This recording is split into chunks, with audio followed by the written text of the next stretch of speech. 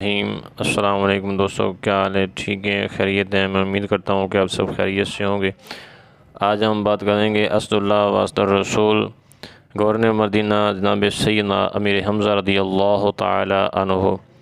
آپ کا نام حضرت حمزہ ہے اور القاب سید الشہداء اسد اللہ و اسد الرسول۔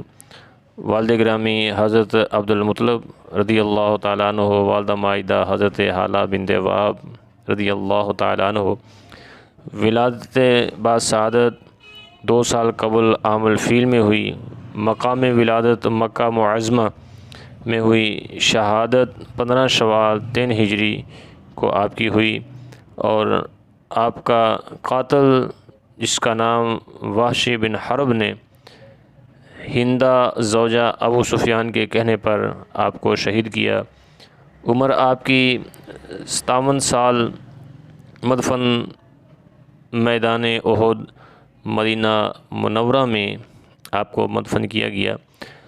آپ کے متعلق یہ بہت بڑی آپ کی کرامت ہے۔ حضرت فاطمہ خزاعیہ کا بیان ہے کہ میں اور میری بہن شام کے وقت قبرستان میں تھیں۔ میں نے کہا، بہن آؤ حضرت حمزہ رضی اللہ تعالی عنہ کے قبر پر سلام کریں۔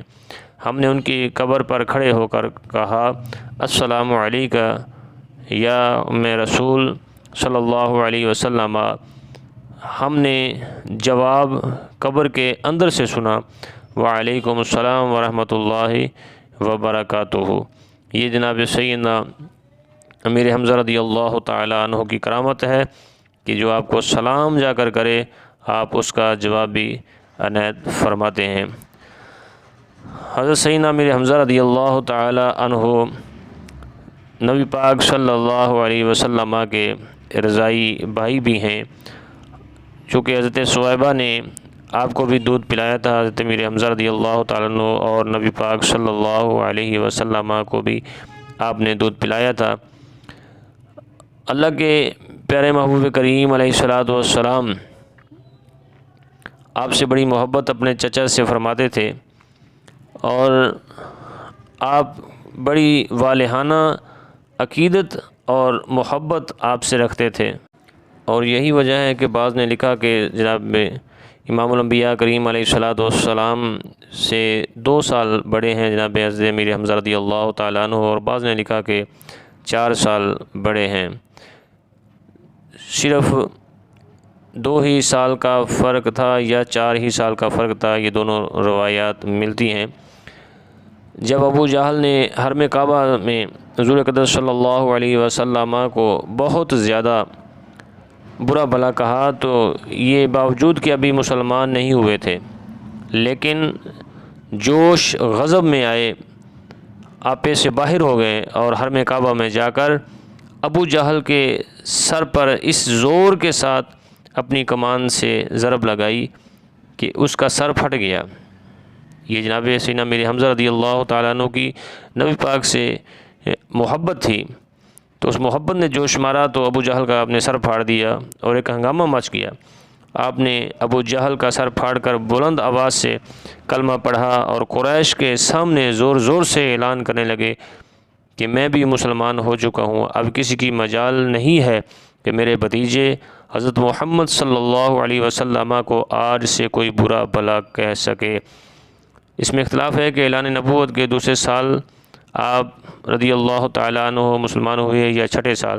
بہرحال آپ کے مسلمان ہونے سے بہت زیادہ اسلام اور مسلمانوں کی تقویت کا سامان ہو گیا، کیونکہ آپ کی بہادری اور جنگی کارناموں کا سکہ تمام بہادران قریش کے اوپر بیٹھا ہوا تھا۔